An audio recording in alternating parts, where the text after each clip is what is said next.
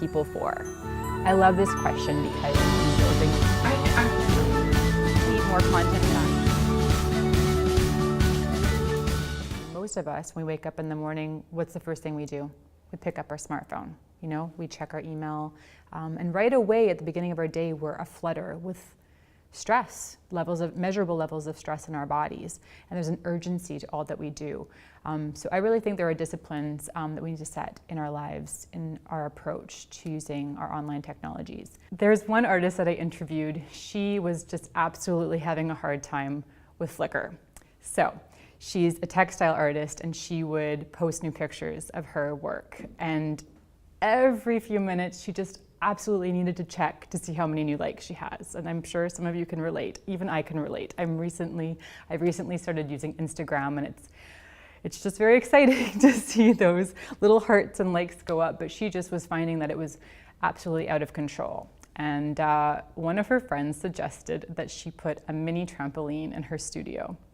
And every time she had the urge to go onto Flickr, she would have to march herself over to her little trampoline and jump on it for a few minutes and then go back to work. And it worked. It was just this clever little tool for her that was engaging her body, maybe a little bit of exercise, and really remapped the way that she engaged online.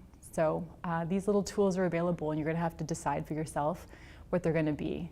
But discipline really leads to our joy. It leads to freedom. And with these little changes, you can open up a lot of creativity and space to create in your life.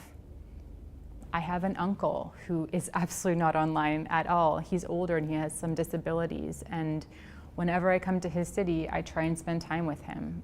But when I actually look at the whole of what I'm doing with my life, particularly online, I notice that I'm giving a lot of time to things that are other than him and other than a lot of people that I want to be investing in.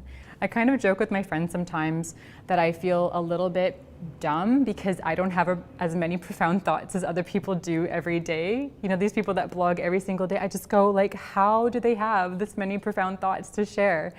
And it's just more than we can keep up with. I mean, there's absolutely no one who can keep up.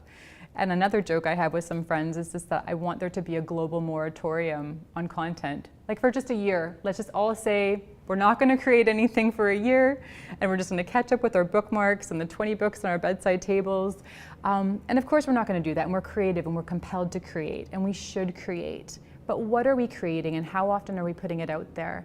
I think as creators and as leaders in our fields, we can even make a point of how often we produce and put something out into the world. So maybe you blog weekly.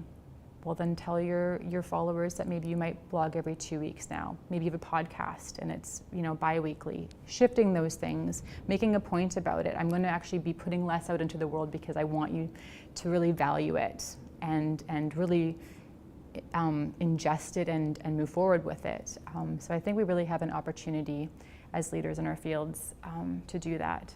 I think all of us want to look back on our lives as being worth it, you know, not having huge reams of time that we wasted.